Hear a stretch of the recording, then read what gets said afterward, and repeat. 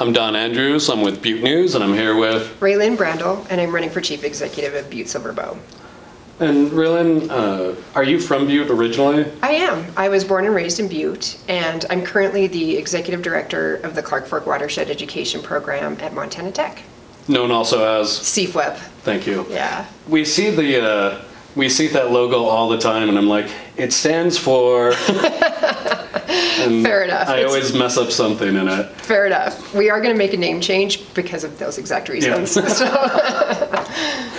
Do you want to talk a little bit about your campaign and what was the impetus for you to run for chief executive?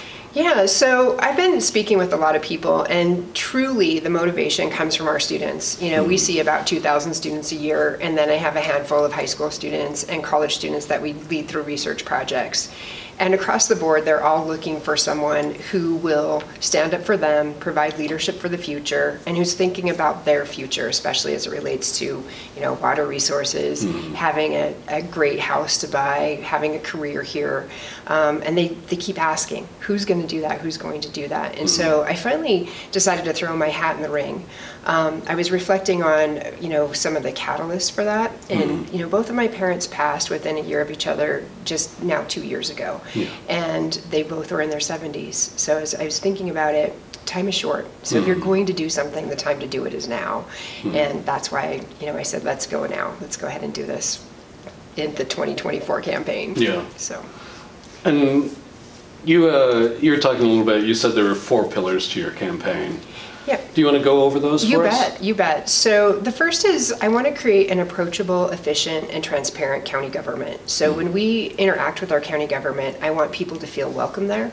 I want them to feel like their questions are being answered and answered in a timely manner, and that we're able to be nimble and resolve issues when we learn about things. For example, we just had some issues with getting handicap access. How do we work through those ordinance processes in an efficient way so that we're responding to 2024 concerns?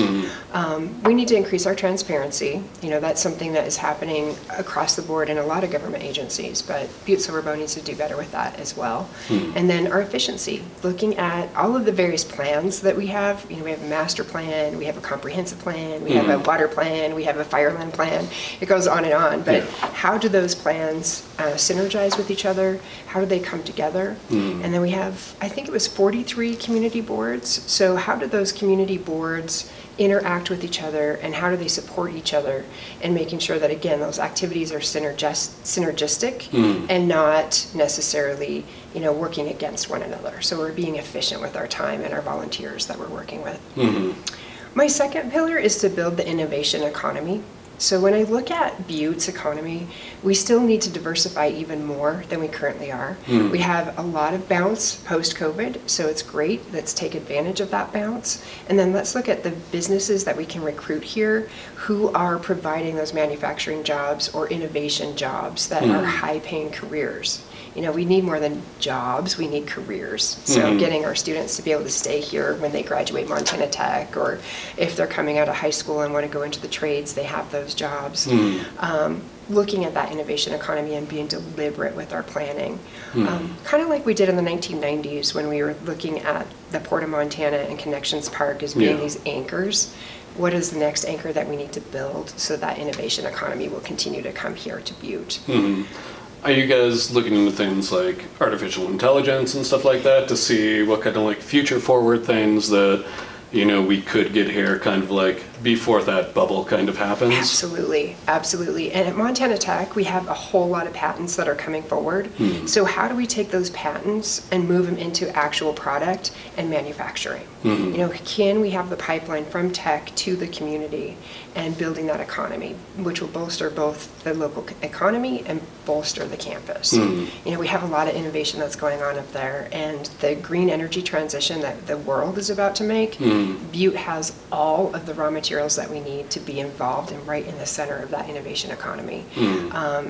Why shouldn't we build it here? Yeah, exactly. So the third part of my campaign is to deliver on Superfund. And so I think it's time. We've really got to get things moving and moving forward in a holistic way that is protective of human health and the environment, as we're called to do, but also looking at, can we restore ecosystem services and be very deliberate with the restoration and the remediation that we're doing. We have a track record of success with that. We've been learning as we go, getting better as we go. How can we keep propelling that forward? Right now we're kind of at some impasse between the various agencies and Butte Silver Bow and ARCO. I would like to bring those folks together and get us moving forward on the same foot. Of all of the candidates, I have the most experience in Superfund, and literally I'll start a contract at the end of June here that we walk every single acre of our Superfund sites, and so I know them well. I know what we need to do, and I'm ready to bring those stakeholders together. And the last part of my campaign is, I keep using those words, come together, but really it's using that as the mechanism to solve the problems that we have. Butte has everything we need. Like I've said that before. So how do we bring all of those resources together and getting the best and brightest minds working together towards the same goals? Creating that vision, getting us inspired to do the action, and then following through on that action. A lot of our plans sit on the shelf, and then the people who are working on them aren't reporting their successes. You know, things are happening, but the public doesn't know. So how do we measure that success and report out to the community, and how do we come together to make sure that we're being, again, efficient, transparent, approachable, and that we're delivering on our goals? So that's it. I mean, there's a lot of things, you know, there's a lot of issues in the community, but again, I think they all root in vision casting and leadership, and then creating the pathway forward to making things happen. How do we get that done?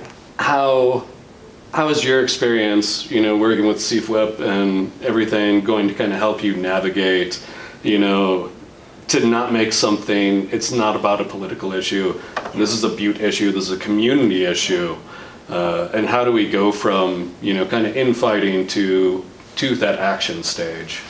Thank you for that question.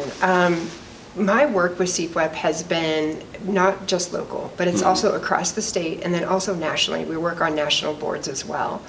And the way that we get that work done is figuring out what we have in common. You know, looking at those concentric circles and where they overlap. You know, it's the Venn diagram, if you will.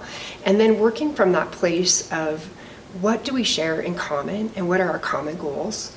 And then having the attitude of all of us are in this together. It's not you versus me, it's rather we. And so that's an attitude or an approach, I guess. And then my experience is, again, taking very diverse stakeholders and bringing them together at the table to say, how do we want to transform science education? You know, how do we want to message about the restoration and the remediation?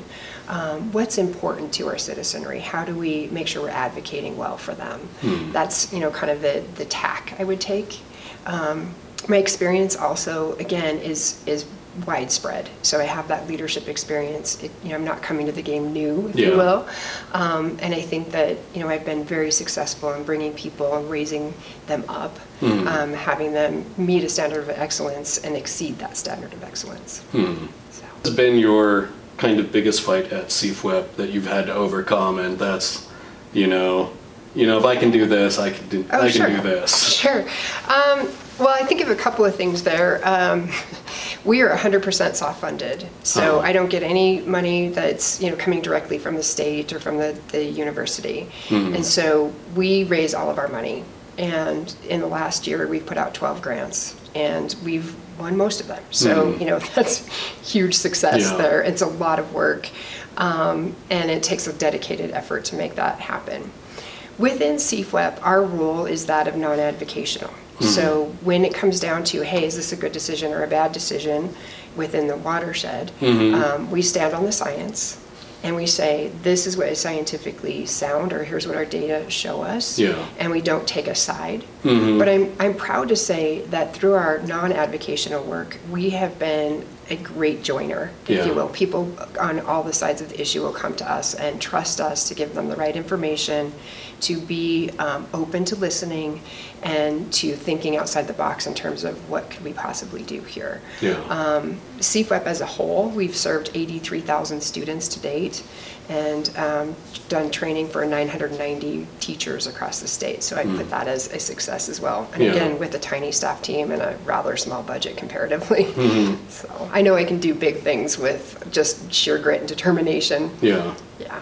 That's definitely needed. Yeah, yeah. But I think, that's something that you get from, I think being raised in Butte, being raised in Montana,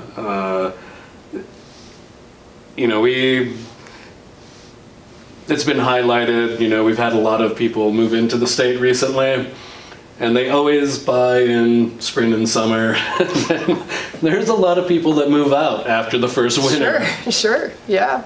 I think that Butte ethic does serve me really well too, and as it does a lot of Butte citizens. I mean, we just roll up our sleeves and get things done. The other side of it for me too is I am an eternal optimist. Like when my friends ask me about the things that I've accomplished in my career, they're like, how did you get that done? Or in my personal life, how did you possibly, do these things? I'm like, just optimism and will. That's it. So I believe I can, so I do. Yeah. So, yeah. Where are you guys kind of at along this election cycle now? Is there going to be kind of like a primary coming up then, and then the election? Yep, the primary is on June 4th when people go to the polls. Yeah. If you have an absentee ballot or a mail-in ballot, those come out May 10th. They need to be in the mail by May 26th in order to make it to the courthouse on time. Where's the polling stations going to be? Polling stations in Butte are at the Civic Center, and then they're in Melrose Elementary, Divide Elementary, the Grange Center at Ramsey, I think that's Ramsey's, Rocker Station, yeah. Okay. So, yeah, and those are, you can Google on Butte Silverbow's website to figure out your polling station, your polling location. And if you don't return your ballot, if you have the mail-in ballot and you don't return it by the 26th, you can still drop it off at the courthouse. Oh, that's great. Yeah. You can hand deliver it. Yeah. So, yeah. You were talking about transparency before. What kind of actions are you guys planning to take to deliver the transparency to the community? Well, if we go back to the Superfund issues, one of the things that we found in our work with CFWEP, we call it, we're the Superfund translators, right? So transparency includes approachability, like making sure that the information is digestible and understandable for people. And I think that's important as we reflect back on county government functions as well. So when you look at some of the language that comes out of the council and the way the resolutions are written, what does that mean? So having, ability to translate that for the public's use and knowledge. And then I think we need some more public input, which is hard because we go to these meetings, I talk about the Superfund meetings and then even the council meetings, and I call it the STP. It's the same 10 people in the room all the time, right? So how do we engage meaningfully? How do we meet people where they are? And I've got to be honest, I don't necessarily have all the answers to that question, but those are the questions I would ask. Like, how do we do this well so that we're in the community, meeting the people where they are? And how are we having open dialogue with them? When we have public hearings, rarely does a person show up to provide feedback for those public hearings. So how are we noticing? How are we making sure that things are getting out there? There's intention of the law and letter of the law. So are we meeting the intention as well as the letter? Those are some of the questions that I'd ask and some of the tack I would take. With the reporting pieces, I think, our strategic plan, our budgets are online, but then let's talk about the measurability. How well did we do, and have those reports be robust, and available. See, we need the Butte Silverbow app that's for the community. They can comment on things. You can moderate it. That's a great idea. How do we engage in a meanch way? And the website's dense. There's a lot of information on there, but it's kind of hard to get through it. Yeah, I think when you have so much information, like when I see a page that's just filled with text, my heart sinks a little bit. Yes. I just for what I normally do and stuff, they want a lot of white on the page. Yeah. It's like, be as succinct as possible. Correct. And images tell a lot of the story too. Yeah. So how do we show, here's where we have worked on the roads, you know, here's our map, here's what's been accomplished this year. Those sort of things that are easy to put out. I say that, and then I'll go, oh gosh, this was not easy at all. So, yeah.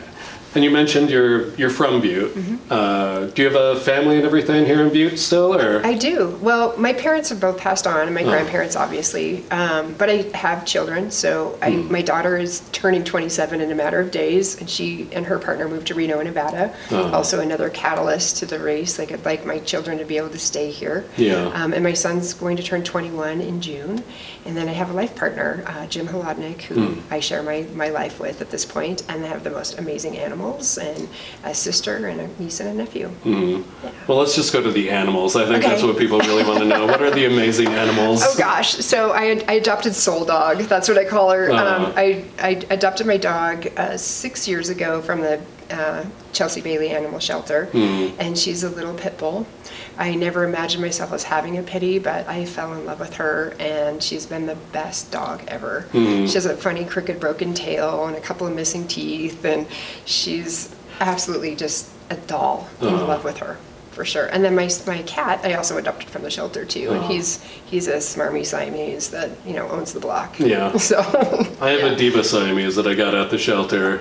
I knew she was for me. She came right up to me. I picked her up. She bit my hand. It was like, no rain, no petting. Yes. I was like, okay, cat, you got a thing. Yeah, mine is a lover. Absolutely loves the dog, loves me. It's just a lover. But yeah, he's definitely proud of himself too. So as cats are, right? Yeah. Yeah. Since COVID, or I should say post-COVID, you know, it seems, you know, almost as if like a lot of business opportunities, especially small business opportunities, have kind of dried up. Not just in Butte, but in a lot of rural, smaller communities that, you know, they don't get the same things as cities and other populated places. Do you guys have any plans to develop any kind of small business infrastructure to help people who want to form a small business now? Well, absolutely. So for every large business, every large employer, you need about 15 to 20 small employers to support that large business. So if you were doing good quality economic development, you're you know, in both lanes at the same time. And existing right now, we have the Butte Local Development Corporation, and we have, you know, our community development out of the courthouse. And so those two work together quite a bit to do small business development. We have the Urban Revitalization Agency funds. The Uptown Butte folks are trying to establish their own Uptown Butte fund that would help them. It's a business improvement district, so that would help them. They basically would self-tax, and then that would help them to get more resources into that Uptown Butte corridor. You know, could we imitate that or mimic that in the Harrison Avenue corridor? I think there's important need to connect downtown to uptown because, you know, we get off the highway and come uptown. So how do we connect the two business districts and looking at incentivizing and growing those businesses? I've heard a lot of ideas from community members too, and I'd like to bring people together for some big ideas forums. You know, like how do we really build that future that we're looking for, and what are all the great ideas out there? I know, again, you know, we've done these forums in the past, so can we take, you know, this momentum that we have right now and build on it, and then think about what we need to do to enhance what's going on for our local businesses, including the loan programs, including tax increment financing if it's available, looking at the support structures of getting that business started. I think small business incubators, and then incubators that are also kind of, again, attached to that innovation economy are really important, so that people have this gathering place, if you will, to go get work done, get resources, you know, share needs, like, you know, payroll person can be shared between the 4 people that are in the incubator, or the 4 businesses that are in the incubator. So making sure that we have those spaces and those incubators available for a small business is important.